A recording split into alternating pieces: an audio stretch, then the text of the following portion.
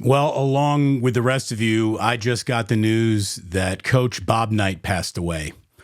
I was lucky enough to be in the last class that he ever taught at IU, the coaching of basketball, which was extraordinary. I was lucky enough to have attended IU when Knight was the coach.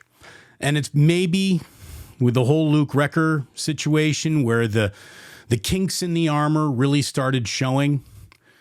But the truth is Bob Knight is one of the single greatest basketball coaches of all time. And he is one of the most influential basketball coaches in the history of the sport.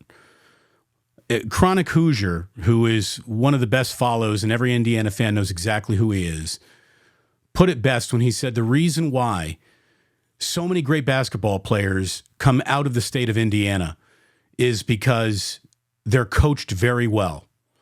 The coaching in the state of Indiana was made better by Bobby Knight because all of those coaches worshiped at the altar of Bobby Knight. Say what you want about the man, his politics, the way he treated people. There are an awful lot of people who, made it an industry to bag on the man. And I lost a lot of faith with him at the very end with the things that he started representing. The world changed. Bob Knight never did. He was an incredible basketball entity. The way it ended for him in Bloomington was a shame.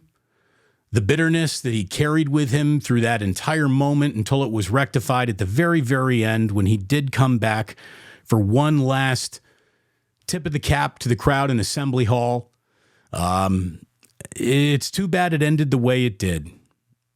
And with Bob Knight passing away, the only thing that I really hope is that he gets his wish and that they bury him upside down so that the whole world can kiss his ass, as he famously said in an address to the students one year.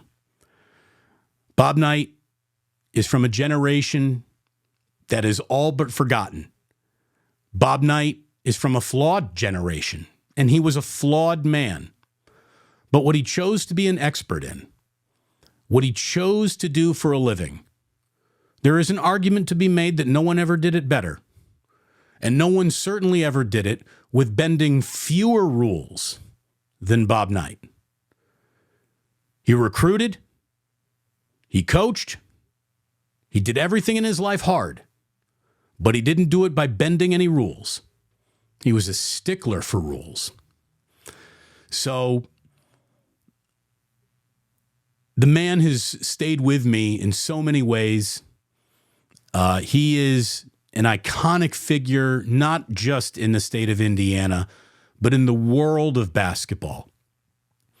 And if you are a coach, whether you liked him or not, whether you knew it or not, a lot of what you teach your kids is what Bob Knight made just fact in basketball. The truths of basketball that Bob Knight preached are universal. And he was a titan of a figure.